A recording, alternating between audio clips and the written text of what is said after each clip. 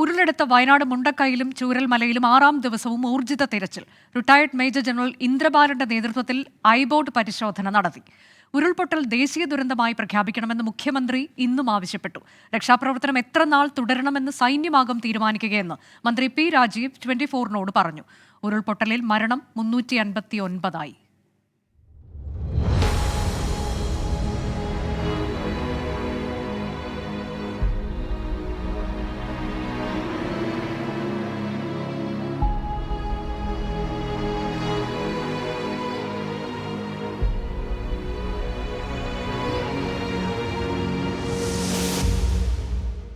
ചാറ്റൽ മഴയുണ്ടായിരുന്നെങ്കിലും രാവിലെ 7 മണിക്ക് തന്നെ തിരച്ചിൽ ആരംഭിച്ചു.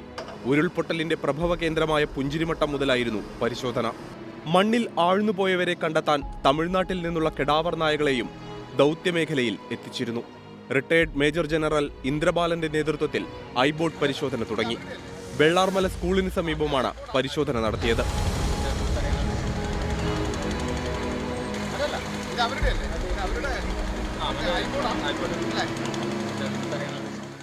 മുണ്ടക്കൈയിൽ ആർമിയുടെ റഡാർ പരിശോധന വീണ്ടും ആരംഭിച്ചു.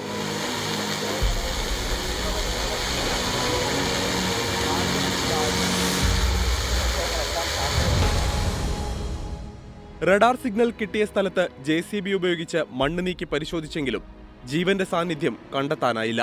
സംസ്ഥാന ചരിത്രത്തിലെ ഏറ്റവും വലിയ ദുരന്തമാണ് വയനാട്ടിലേതെന്ന് മുഖ്യമന്ത്രി പിണറായി വിജയൻ. അപകടകരമായ സാഹചര്യത്തിൽ സ്വന്തം ജീവൻ പോലും നോക്കാതെയാണ് പോലീസ് ഉദ്യോഗസ്ഥർ പ്രവർത്തിച്ചതെന്നും മുഖ്യമന്ത്രി പറഞ്ഞു.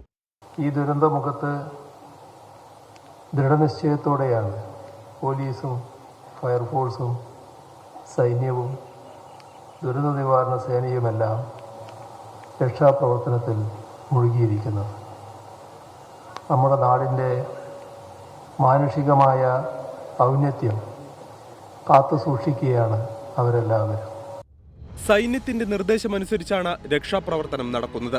രക്ഷാപ്രവർത്തനം എത്ര നാൾ തുടരണമെന്ന് സൈന്യമാകും തീരുമാനിക്കുകയെന്നും മന്ത്രി പി രാജീവ് 24നോട് പറഞ്ഞു.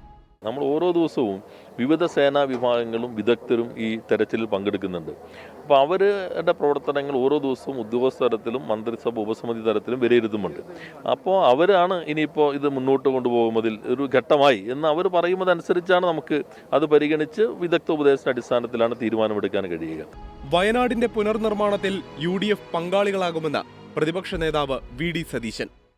UDFിലെ എല്ലാ MLAമാരും അവരുടെ 1 മാസത്തെ ശമ്പളം മുഖ്യമന്ത്രിയുടെ ദുരിതാശ്വാസ നിധിയിലേക്ക് സംഭാവന ചെയ്യും. UDFിലെ എല്ലാ ഘടകകക്ഷികളും ഈ ശ്രമങ്ങളിൽ, ഈ പുനരധിവാസ ശ്രമങ്ങളിൽ പങ്കാളികളാകും. ദുരന്ത മേഖലയിലേക്ക് ഔദ്യോഗികമായി രജിസ്റ്റർ ചെയ്തവരെ മാത്രമാണ് ഇന്ന് രക്ഷാപ്രവർത്തനത്തിന് അനുവദിച്ചത്. മോഷണം വ്യാപകമാണെന്ന പരാതിയെ തുടർന്ന് ദുരന്തബാധിത മേഖലയിൽ പോലീസ് പട്രോളിംഗും ശക്തമാക്കി. ടീം 24 വയനാട്.